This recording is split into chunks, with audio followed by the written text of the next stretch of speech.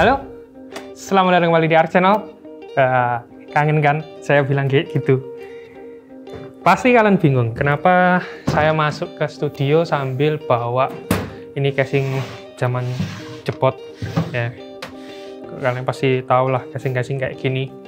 Nah, ini adalah PC salah satu subscribernya kita, dan ceritanya itu dia mau upgrade PC-nya tapi dengan budgetnya itu di kisaran 4 juta. Saya juga bingung, 4 juta bisa dapat apa ya ke tahun ini. Jadi 4 juta dapat apa aja? Yang jelas dia bilang saya pengen platform terbaru, Bang. Dan seperti gimana performa dari PC dengan harga 4 juta itu, paling enggak dengan video ini kalian tuh bisa tahu dengan budget segitu kalian bisa mendapatkan teknologi terbaru yang seperti apa. Simak aja videonya sampai habis.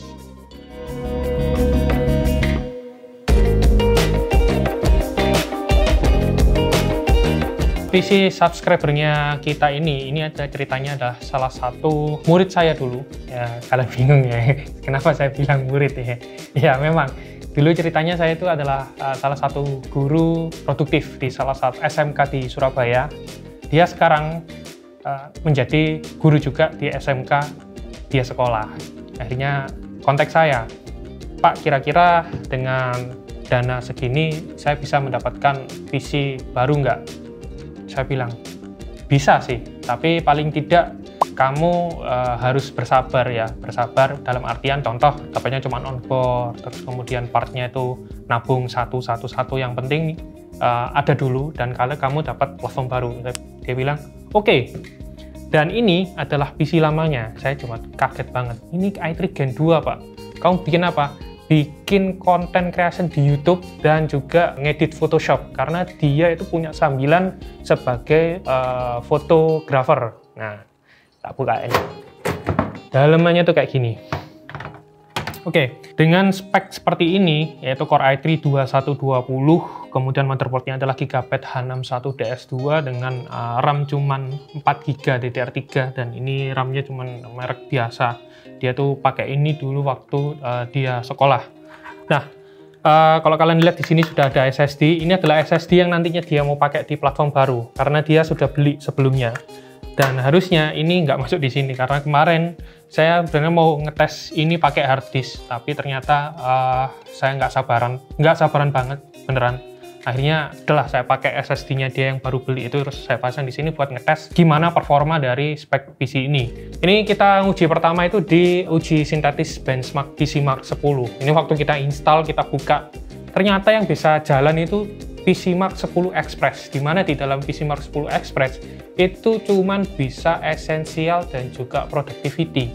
Jadi ini kalau kalian pakai untuk editing video dan editing foto, ini udah maksa banget, apalagi onboard ya, ini nggak ada VGA-nya loh. Dengan onboard seperti ini, harusnya itu cuman bisa untuk ya video conference call, web browsing, kemudian spread score, ataupun ya Office lah. Tapi sama dia dipakai untuk editing foto sama editing video. Dan hasilnya untuk PC Mark 10 Express ini, itu overall score-nya di kisaran 2800-an, sedangkan untuk essential score-nya ini saya jabarin aja ya. Essential score-nya mendapatkan 5300-an, dan productivity score-nya itu di kisaran 4100. Ini kalau misalnya kita pakai untuk Office aja, dan web browsing lah, dan lain-lain dengan spek yang saya jabarkan tadi. Kemudian kalau ini misalnya saya paksa untuk encoding video, nah ini kita contohin aja menggunakan Handbrake ya. Di Handbrake ini kita pakai file 4K, kemudian kita encoding ke 1080p dengan FPS di 30 fps. Dan ini mendapatkan average encoding speed-nya di kisaran 10 average fps. Bayangin aja, saya kemarin nyoba ini tuh nungguinnya tuh sejam. Pasti kalian penasaran ya, kalau misalnya ini tak pakai untuk encoding video menggunakan Adobe Media Encoder dengan file 4K yang kita punya, kemudian kita encode ke file 1080p ya. Di sini itu encoding time-nya mendapatkan 28 menit 27 detik, setengah jam, bro. Dengan file video itu di kisaran 3 menitan. Itu setengah jam. Waduh, nungguinnya udah lama banget memang. Saya juga penasaran ya, karena dia bilang PC ini itu dia pakai untuk main game. Main game apa dengan onboard i3 yang Intel HD kayak gini? Gak usah jauh-jauh lah, saya coba untuk main game Valorant ya contohnya. Di sini ternyata Valorant itu dia membutuhkan DirectX 11, sedangkan Intel HD itu nggak pakai DirectX 11 ya, dia pakai DirectX kemudian di kisaran di bawahnya lagi. Main game Valorant ini nggak support. Nah, di sini DX 11 fitur level 10 is required to run the game. Jadi ini gak iso di game main, bro. Susah. Nah, tadi tuh murid saya tuh juga tanya, 4 juta itu kira-kira dapat apa? Akhirnya kita riset, kita mendapatkan i3 Gen 12. Ya, dia tuh senang banget, oh ternyata saya bisa mendapatkan platform baru dari Intel dengan budget minim. Ya, minim semua, dengan tanpa VGA dan juga masih menggunakan SSD SATA ya. Ya saya harap tadinya dengan budget segitu bisa mendapatkan NVMe sebagai storage OS-nya, ternyata nggak bisa. Katanya nanti aja Pak. Oke, yang penting kamu mendapatkan semua part yang di dalam casing ini, itu partnya semuanya baru dengan garansi yang maksimal ya. Paling tidak per komponen itu punya garansi masing-masing. Nah, daripada penasaran partnya apa aja yang akan kita pakai di rakit PC kali ini, yuk langsung aja kita jabarin di video kali ini. Nah, seperti yang kalian lihat di depan saya, ini adalah komponen-komponen yang kita sesuaikan dengan budget yang dimiliki sama subscribernya kita ya. Yang pertama untuk motherboard kita pakai H610M HVS ya, ini motherboard termurah untuk chipset H610. Kemudian untuk prosesor jelas saya pakai Core i3 Gen 12 yaitu 12100. Kenapa milihnya yang 12100 ya? Karena ini ada IGB-nya, sedangkan yang F itu non IGB, jadi kita butuh VGA discrete sebagai display, sedangkan ini kan nggak perlu, jadi ada onboardnya. Kemudian untuk memori kita pakai ini Team Dark G Alpha yang 3200, size-nya 16 GB ya. Untuk HSF kita pakai SE902 SD ya. Kenapa pakai ini? Ini adalah HSF Tower 9 cm termurah di harga 100 ribuan dan ini sudah support dengan LGA 1700. Kemudian untuk power supply kita pakai Aerocool Lux yang 550 watt. Ya, ini yang non RGB. Terus SSD ya sama, kita pakai yang Maxell. Jadi dia ini udah beli duluan yang ini. Oke.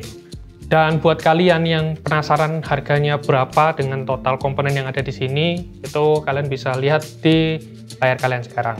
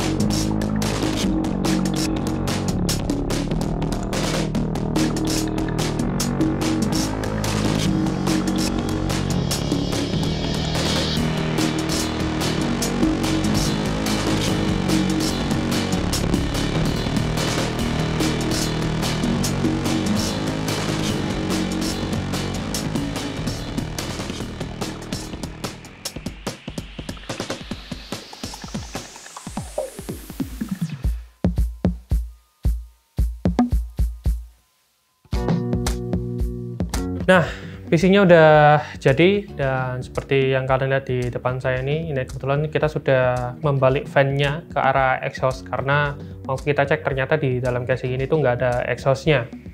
Nah, kita udah ngetes PC ini secara offline tentunya ya, karena kalau misalnya kita secara semi live atau live tentu membutuhkan waktu yang lumayan cukup banyak. Jadi kita langsung bandingkan aja hasil performanya. Sekarang kalian bisa lihat di layar kalian sekarang. Dan ini hasil pertama kita bacakan adalah PCMark 10 Express. Dan hasilnya untuk overall skornya ini jauh lebih baik, 90% lebih kenceng yang Core i3 12100. Jadi kalau kalian pakai Core i3 12100 ini, kalau kalian bandingkan dengan Core i3 yang gen lama ya jelas ya lebih kenceng ya untuk prosesornya. Untuk essential score-nya ini 2 kali lebih kenceng. Jadi yang sebelumnya itu di kisaran 5300-an, sedangkan yang Core i3 12100 ini di kisaran 10400-an. Sedangkan productivity-nya itu yang Core i3 12100 di kisaran 7700-an. Ini masih 80% lebih kenceng dibandingkan dengan Core i3 gen sebelumnya. Lanjut di pengujian berikutnya itu yaitu handbrake. Di handbrake ini masih sama dengan file Big Bugs Bunny itu yang 4K 60 fps, dan ini kita encode ke 1080p 30 fps dengan presetnya kalau di handbrake itu adalah fast. Nah, di sini average fps encoding speednya ini jauh lebih kencang yang Core i3 12100. Dia bisa menyentuh di 50 average fps, sedangkan yang Core i3 itu di kisaran 10-an, 10 average fps. Dan di rendering video berikutnya itu kita pakai Adobe Media Encoder. Nah, ini kita pakai file 4K-nya kita, kemudian kita rendering ke 1080p 30 fps. Jadi file project-nya itu file 4K 3 menit ya. Nah, di sini lihat yang Core i3 12100 atau Gen 12 ini memiliki rendering time yang jauh lebih cepat dibandingkan dengan yang Core i3 2120 atau Gen 2. Nah, ini kenapa di yang 12100 ini dia bisa lebih kencang? Karena yang di 12100 itu bisa menggunakan IGP pada Core i3 12100 ini. Sedangkan yang 2120 dia menggunakan software encoding, bukan hardware encoding. Makanya dia jauh lebih lama dibandingkan dengan yang Core i3 12100. Yuk, lanjut di pengujian berikutnya yaitu gaming test. Nah, di game online ini kita ngetes di 2 game. Di Valorant ini kita presetnya adalah 1080p untuk resolusinya, sedangkan grafiknya itu grafik settingnya kita set ke low supaya PC ini paling nggak kalau misalnya dipakai untuk gaming online kompetisi itu bisa menyentuh angka di atas 60 fps lebih. Ya, ternyata benar yang Valorant ini average fps-nya dia bisa menyentuh 157, sedangkan untuk one personalnya bisa menyentuh di 91-an. Sedangkan untuk yang Dota 2 ini sedikit lebih baik ya, karena preset grafiknya ini di medium. Jadi kita naikkan ke medium, dan di sini dia bisa mendapatkan average FPS 140-an, sedangkan one personalnya di kisaran 80-an. Jadi seperti ini ya hasil upgrade PC dengan budget 4 jutaan. Nah, jangan memaksakan kalian itu menggunakan part PC yang lama. Yang pertama, kalau misalnya ada trouble. Kemudian yang kedua, masalah garansi. Karena garansi itu adalah garansi personal. Dan yang ketiga, itu adalah masalah software support. Ya, kalian lihat kan tadi waktu kita tes yang Core i3 Gen 2, kita coba main Valorant aja, itu nggak bisa nyala. Main Dota, nggak bisa mendapatkan FPS yang baik banget. 30 aja nggak dapat. Ya, berarti kan dengan part PC lama seperti itu kita nggak bisa maksimal makainya, ya cuman pakai untuk office aja, browsing, atau mungkin YouTubean dan lain-lain ya. Oke, kalian pasti tanya ya, kenapa kita masih menggunakan casing yang lama? Yaitu yang pertama itu adalah karena budgetnya mepet banget. Jadi kita maksimalin semua di part komponen dalamnya, dan juga yang paling penting itu adalah pendingin prosesor, karena pendingin prosesor itu supaya menjaga kestabilan suhu prosesor dan juga performanya menjadi lebih stabil.